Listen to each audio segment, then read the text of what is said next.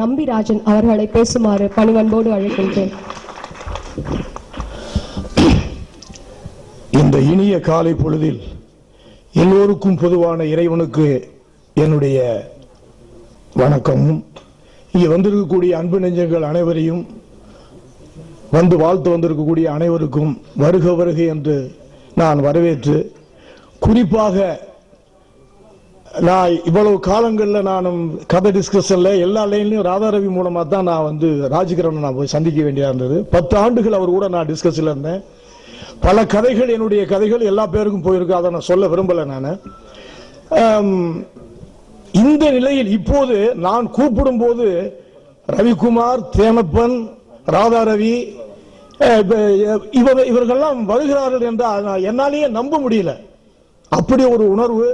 அவர்களுக்கு என்னுடைய மனமார்ந்த நன்றியை மீண்டும் சொல்லிக் கொள்கிறேன்.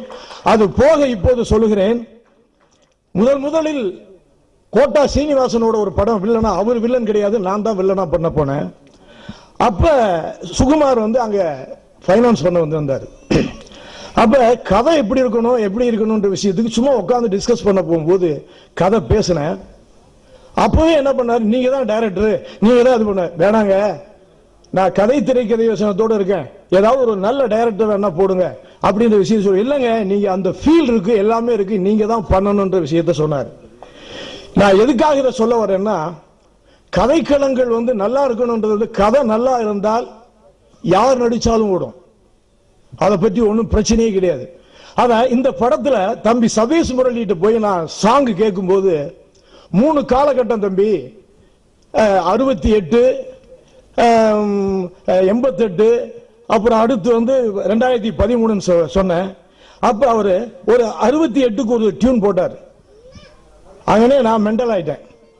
ஒரே செகண்ட்ல ஓகே பண்றாரு. அந்த சாங்ல என்னன்னா, அதுலதான் வரி, அதுல நான் எழுதின அந்த சாங்க, மாறி மாறி கட்டி வச்ச வாசம் உள்ள கதம்பம், என் மாம மாற உனக்கு எனக்கும் தொட்டு பேசா விரதம், என் இடைய தொட்டு பாரு அதில் இருக்குது சுகநூறு, என் இதழ கேட்டுக்கிட்டே வந்தா கிடைக்கும் பழச்சாரு, நான் முந்தா நாள் ஆளான பொண்ணு.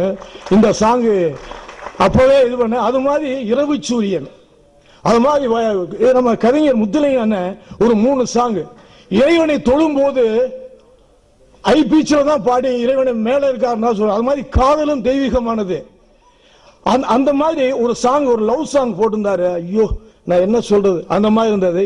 இந்த படத்துல தம்பி கனல் கண்ணனை நான் போய் சந்திச்சு இது பண்ணும்போது, விசுவாசம் என்றால் விசுவாசம், சுவாசம் இல்லாதவர்கள் விசுவாசம் கிடையாது.